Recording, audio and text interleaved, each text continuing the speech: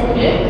Nama saya Siti Nur Ibtisam Amadi binti Ahmad Putri dan saya dari kelas 93. Hari ini saya akan mempersembahkan tugasan 1 untuk JSC 1082 iaitu isu semasa dan cabaran masa depan. Baiklah. Jadi untuk tugasan 1 ni antara isi kandungan yang saya letak dalam assignment saya ni adalah dalam topik isu-isu konflik persepadanan iaitu peristiwa hutang lahir datu dan konflik Rusia dan Ukraine. Seterusnya bagi isu-isu ekonomi semasa, saya akan kenaikan harga petroleum. Seterusnya untuk isu konflik semasa persepadanan iaitu isu-isu yang telah berlaku semasa berkaitan dengan persepadanan ataupun wilayah. Baik, untuk isu pertama ialah isu peristiwa hutang lahir datu, iaitu peristiwa yang berlaku di Sabah pada tahun 2013. Isu ini melibatkan pencerobohan kumpulan bersenjata dari selatan Filipina iaitu penyokong kuat Persekutuan Sulu Jamaluddin Kirapiga. Kenapa dia orang nak ambil lahir datu ni? Kenapa dia orang ceroboh lahir datu ni? Sebab mereka nak menuntut hak sejarah ke atas Sabah daripada abad ke-18 hari. Okey, baik. Mula-mula wilayah timur Sabah ni ialah milik Suku Sultan Brunei. Tapi pada abad ke-17 Sultan Brunei telah memberikan wilayah timur Sabah ni, which is termasuk dengan lahir datu ni, kepada Kesultanan Sulu.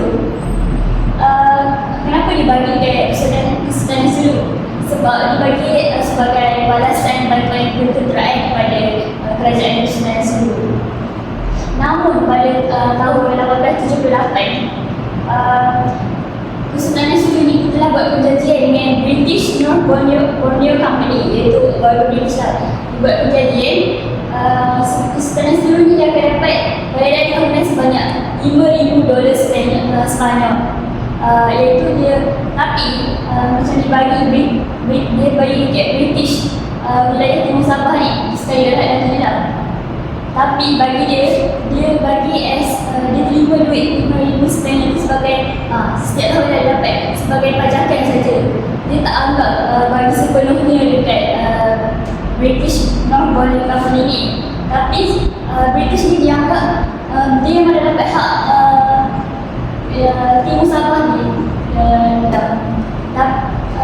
Tapi bagi Kesultanan Sulu, dia just macam sewa je. Macam kau tak bagi situ, tapi sewa saja. Nanti tanah tu setiap aku punya.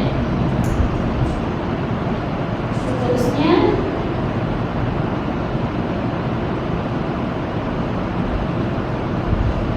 ini kronologi peristiwa hutang lahir datu ni. Pada 2013 hingga 11 Februari, sekurang-kurangnya kira 100 berceroboh bersenjata memasuki perairan Sabah, iaitu lahir datu ni menggunakan bot pancung. Mereka berkumpul di kereta Sabah 17 kampung Madura dekat lahir datu. Kehadiran mereka ni berbeza macam orang awam tak nampak tau. Tapi nelayan tempatan yang nampak dilaporkan kepada pihak polis lah. Pada 12 hingga 16 Februari, penceroboh ni dia berpecah sebab polis dah tahu dah dia datang dekat lahir datu ni, macam dia berceroboh kawasan Sabah. So dia berpecah dan minum di beberapa kawasan kampung, and dia macam berlaku layak sebagai penduduk kampung tu. Lepas tu polis ni mengenal pasti mereka ni sebagai penyokong Kesultanan Sulu. Polis tahu penceroboh daripada Filipina ni sebenarnya dia adalah penyokong Kesultanan Sulu ni lah. Kerajaan lepas tu dia memasarkan tujuan pencerobohan ni adalah untuk menuntut Sabah balik sebagai dia orang punya tempat lain. Lepas tu pada 18 hingga 28 Februari, kerajaan Malaysia dan Filipina telah macam bekerjasama dan berjumpa untuk menyelesaikan krisis ni secara aman dan damai. Filipina ni dia menghantar kapal untuk bawa balik penceroboh tu kan. Tapi rundingan gagal, penceroboh tak nak balik. Lepas tu Agrimuddin Kiram menegaskan hanya Jamaluddin Kirapiga boleh beri alih dulu. Maksudnya Agrimuddin Kiram ni ialah adik kepada Jamaluddin Kirapiga. Dia kata abang dia je yang boleh arah berceroboh balik sebab abang dia dah macam ketua Persatuan Eksekutif kan. Lepas tu pada 1 hingga 2 Mac, untuk brand bersenjata tercetus di Kampung Telur dan Sebornang. Terdapat 8 orang anggota polis terkorban. Daripada beberapa berceroboh tu dia tembak mati lah. Lepas tu konflik ni menjadi semakin serius kepada banyak kes pembunuhan baru. Pada 5 Mac, Kerajaan Malaysia ni melancarkan operasi Daulat bagi mempertahankan kedaulatan negara kita dah. Orang dah ceroboh mesti dah macam terbangkit sebenarnya. Lepas tu pasukan keselamatan ni macam polis dengan Angkatan Tentera Malaysia telah masuk kampung Telur dan melancarkan serangan. Perdana Menteri telah menolak kejahatan senjata yang telah diumumkan oleh Jamaludin Tiga. Jamaludin Tiga ni dia kata dia nak buat kejahatan senjata lah. Tapi Perdana Menteri Tiga tu Datuk Najib kita tak nak. Dan berceroboh mestilah meletakkan senjata tanpa syarat. Waktu tu Datuk Najib itu mengumumkan bahawa ada pembentukan sebuah kawasan keselamatan mengikuti wilayah Pantai Timur Sabah dari Pulau ke Tawau. Selama 52 orang penceroboh telah terbunuh.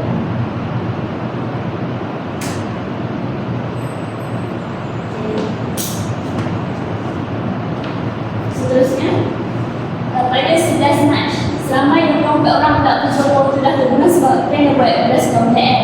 Lepas tu, 97 orang ditahan dari gerakan operasi Mopping Out kawasan Kampung Tanjung Batu dan Seterus. Mopping Out ni dia macam pihak polis ni dia akan kena pasti. Dia macam cek seorang-seorang tu dia penceroboh ke tak. Maksudnya macam dia anggota pasukan yang suntutan. Dia macam memang buat inspection lah. Pada 15 Mac, Saifuddin Jilam ni merupakan ketua kumpulan penceroboh yang dipercayai telah melarikan diri dia ke selatan Filipina dan dipercayai dikembali ke tempat asal balik lah. Seterusnya, 3 kumpul juga telah berjaya dijumpai di Kampung Telur dan anggota keselamatan yang dalamnya menjadi bekas mayat. Dia jumpa kumpul dan tu ada dia jumpa 3 kumpul dekat Kampung Telur ni yang ada 15 mayat anggota keselamatan dan yang 1 orang penceroboh. Seterusnya, daripada peristiwa hitam rakyat tadi pada 16 Mac, Kerajaan Malaysia telah menubuhkan sebuah macam anggota keselamatan khas Eastern Sabah Security Command iaitu ESCOM ditubuhkan bagi menjamin keselamatan dan kedaulatan negara. Macam dijaga bahagian wilayah Timur Sabah. Anggota keselamatan juga berjaya menahan seorang lelaki yang dipercayai penceroboh juga dekat kawasan adalah sahabat 17. Pada tarikh 21 Mac 2013, 8 orang warga Filipina dia terpaksa berhadapan dengan hukuman mati serta dipenjara seumur hidup kerana tidak kerana dia bertindak ingin mengancam keselamatan yang dipertuai agama itu. Seterusnya, ini adalah contoh kerana akhbar peristiwa hitam yang dapat pada waktu tahun 2013.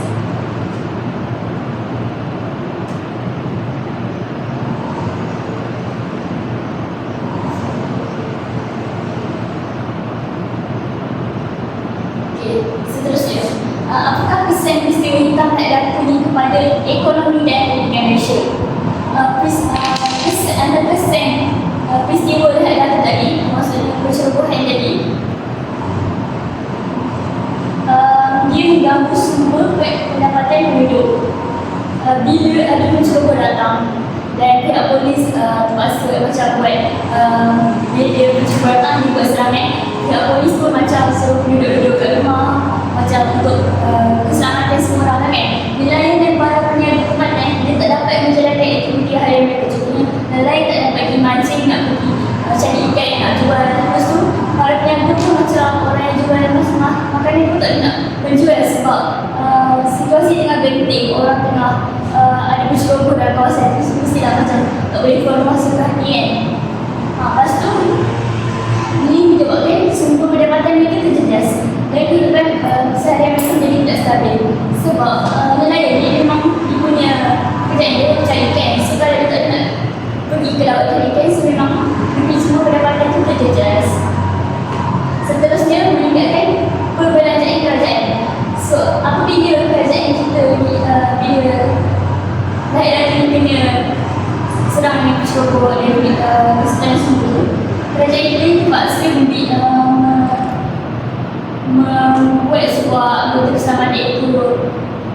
Sabah Security Command iaitu ESCOM. Jadi bila nak buat benda ni, dia mestilah kena ada bajet dan ringgit. So kiranya kerajaan-kerajaan meningkat dan berbagai operasi keselamatan bagi memastikan keselamatan dan keselamatan daripada terjamin. Lagi satu, kerajaan mestilah macam kena keluarkan duit banyak untuk tanggung balik tempat-tempat yang telah berceroboh tu. Jadi macam kena meningkatkan balik infrastruktur yang telah rosak. Dari aspek pendidikan dia, apabila berlaku peristiwa tambahan data ni, terdapat beberapa sekolah yang terpaksa ditutup sementara waktu sebab untuk keselamatan para penduduk lah. Selain itu, dia juga mengganggu emosi pelajar dan guru. Terdapat beberapa orang pelajar dan guru mengalami gangguan emosi serta trauma akibat peristiwa pencerobohan yang berlaku, sekaligus memberi kesan negatif terhadap proses pelajaran dan pengajaran di sekolah. Apabila berlaku peristiwa tambahan ini, bila ada macam di luar rumah ada orang pegang pisau ke apa kan, mesti takut kan. So budak-budak pun takut macam nak sekolah. Di sekolah jadi masa teringat bunyi-bunyi belakang apa semua. Ini saya ambil daripada berita harian 2013.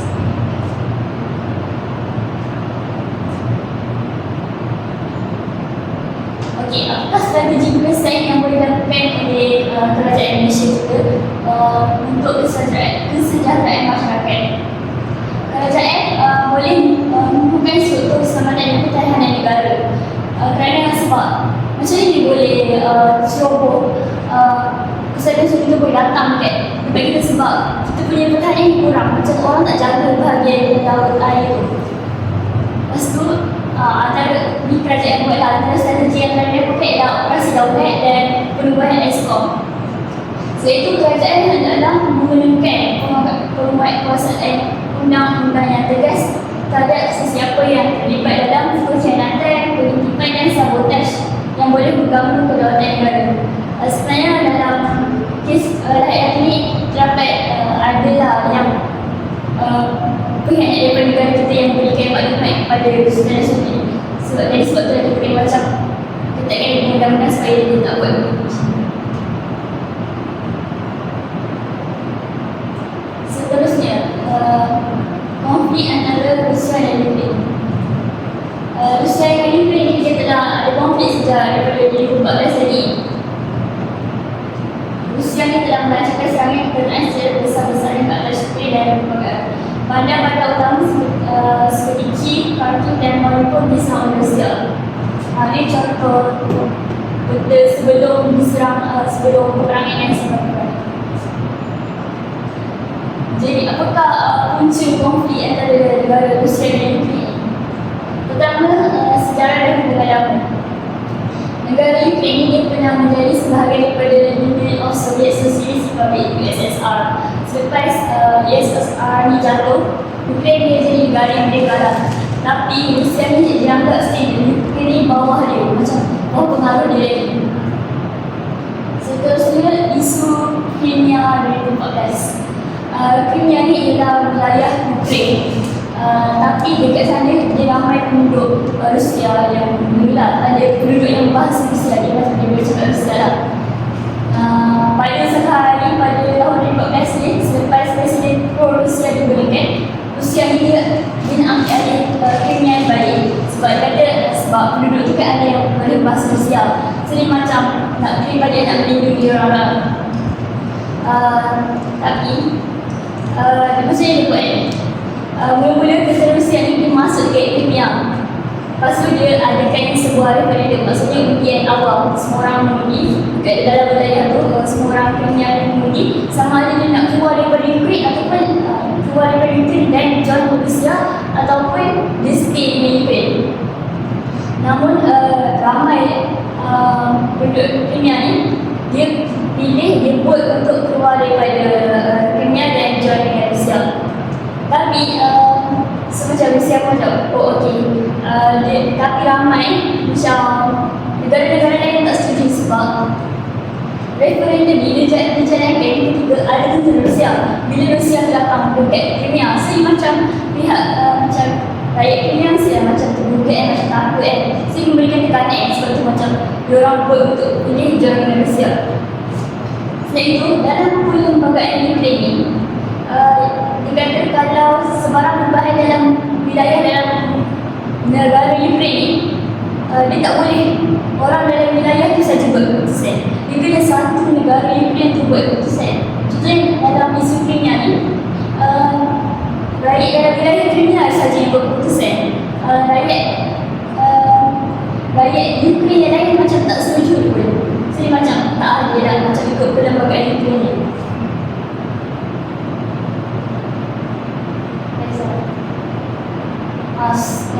Yang terakhir, memang antara main punca konflik dan berlaku ialah Ukraine ni dia nak join dengan NATO. Ukraine ni diadakan hubungan dengan NATO, iaitu North Atlantic Treaty Organization, bagi pembangunan keselamatan negara mereka. Sebelum tahu NATO macam agak lah kan, sebelum Ukraine join, dia macam negara dia akan macam bangun dan keselamatan dia terjamin.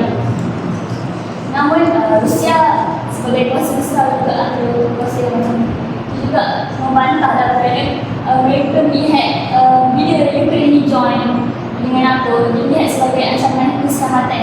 Sebab bila Ukraine join dengan Rusia, Ukraine dekat dengan Ukraine join dengan NATO, Ukraine dekat dengan Rusia. Jadi macam tergugat lah, macam NATO ni boleh je hantar supaya dekat Ukraine tu supaya tengokkan Rusia. Dia akan tengok besar. Jadi macam tak nak membantah Ukraine join dengan NATO. Seterusnya, kesan konflik Rusia dan Ukraine. Antara kesan dari faktor ekonomi ialah kenaikan harga baja. Rusia ni dia merupakan antara pembukaan baja yang famous lah. Lepas tu, bila berlaku konflik antara dua negara ni, dan berlaku kesekatan ekonomi terhadap Rusia ni, dia telah mengganggu pengeluaran baja. Maksudnya Rusia dah tak boleh ekspor baja. So macam tak banyak dah sumber-sumber baja yang boleh diambil. So yang mengganggu lah harga bekalan baja. Mestilah harga bekalan baja meningkat. So ini mendorong kepada peningkatan kos pengeluaran tanaman, sekaligus menyebabkan harga makanan tempatan meningkat. So bila harga baja meningkat, semesti harga makanan meningkat sebab baja, buat baja kita akan buat tanaman. Tanaman tu nanti akan makan lah, jadi makanan sayur, buah. Seterusnya dari aspek pendidikan, kenapa konflik Rusia dan Ukraine memerlukan kesan kepada Afrika, aspek pendidikan. Pelajar Malaysia yang belajar dekat sana akan terkesan sebab dekat Rusia kan ada juga beberapa orang pelajar Malaysia yang untuk ikut dekat sana. Diorang ni ada masalah transaksi bank, maksudnya macam nak tukar duit macam sebab diorang kan belajar international, so macam boleh nak duit daripada Malaysia ni macam payah. Mereka ni dapat ada menghadapi kesukaran untuk melakukan pemindahan wang, pembayaran bulan dan urusan perbankan. Sebab waktu tu kan ada sebenarnya ekonomi antara bangsa yang telah berikan ke atas negara Rusia.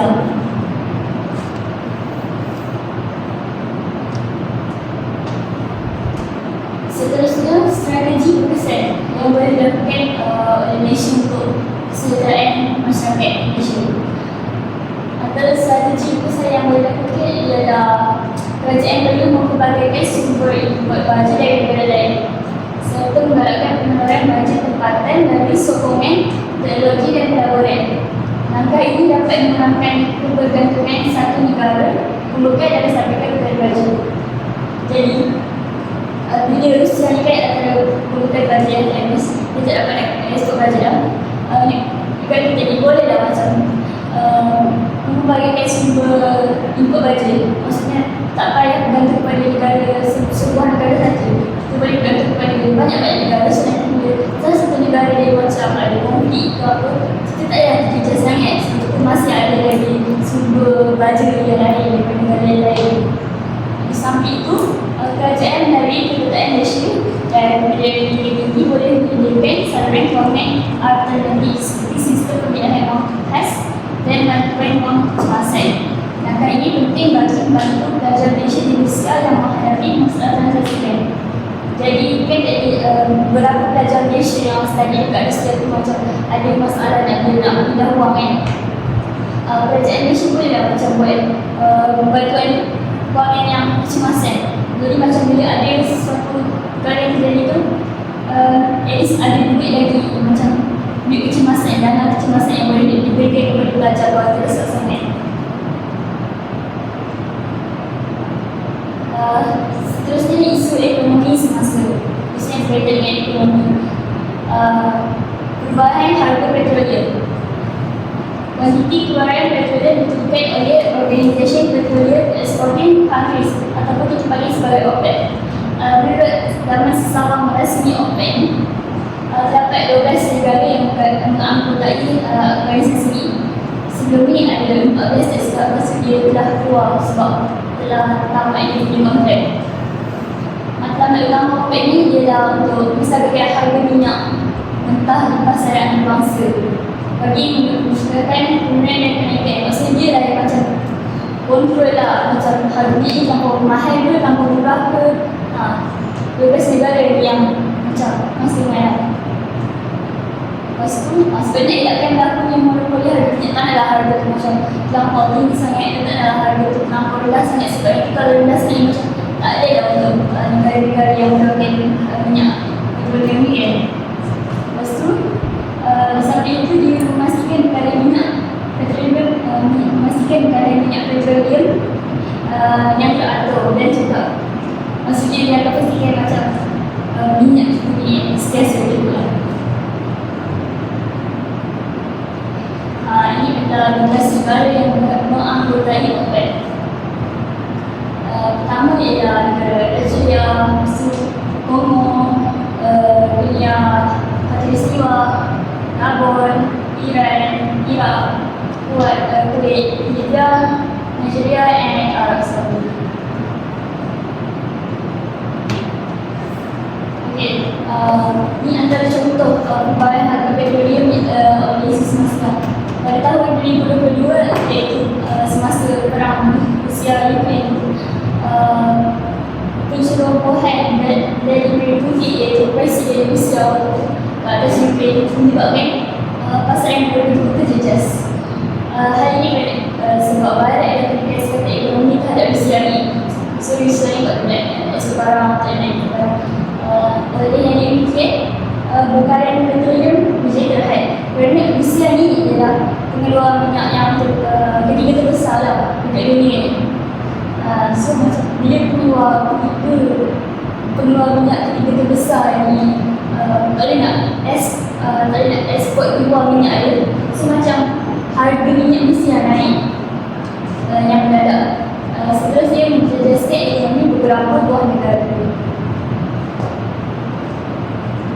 Kesan kenaikan harga petroleum. Harga petroleum dia boleh naik di masa je. Macam itu sebab perang Rusia dan Ukraine. So nanti bila tuan-tuan itu boleh juga jadi kalau ada perang yang lain, macam ada perang pada Saudi dan Ukraine. So seterusnya kesan dia terhadap ekonomi. Jadi bila berlaku kenaikan harga petroleum ni, kos hidup rakyat meningkat. Jadi sangat isu terkait bagaimana kalau harga petroleum dan diesel meningkat, mestilah kos pengangkutan pun meningkat. Bila kos pengangkutan meningkat, barang-barang berdasar pun macam tak boleh nak jadi murah lah sebab kos bahan barang pun meningkat. Sebenarnya itu macam terdapat banyaklah keluarga daripada golongan mana-mana keluarga lah akan terjejas sebab mereka susah lah nak menjalani kehidupan seharian itu. Ialah harga makan yang dah meningkat, semacam susah lah banyak orang yang mereka. Seterusnya sektor pendidikan. Pembelajaran murid sekeliti murid itu test sebab bila kos sara hidup sesebuah keluarga itu meningkat, dapat beberapa buah keluarga ni yang macam tak dapat menampung pembelajaran anak mereka di sekolah. Macam memang dah tak ada anak mereka semua, macam dia tak mampu nak bayar juga anak mereka semua. So dia terpaksa memberhentikan anak mereka daripada sekolah. Memang tak banyak tapi ada lah beberapa buah keluarga sebab tak semua gaya Malaysia macam dapat bantuan yang juga. tak semua macam mesti ada juga macam mesti ada juga keluarga yang memang tak mampu nak bawa anak dia ke sekolah. So, jadi macam anak-anak mereka ni macam tak dapat belajar ke sekolah, tak dapat nak menunggu 5 tahun.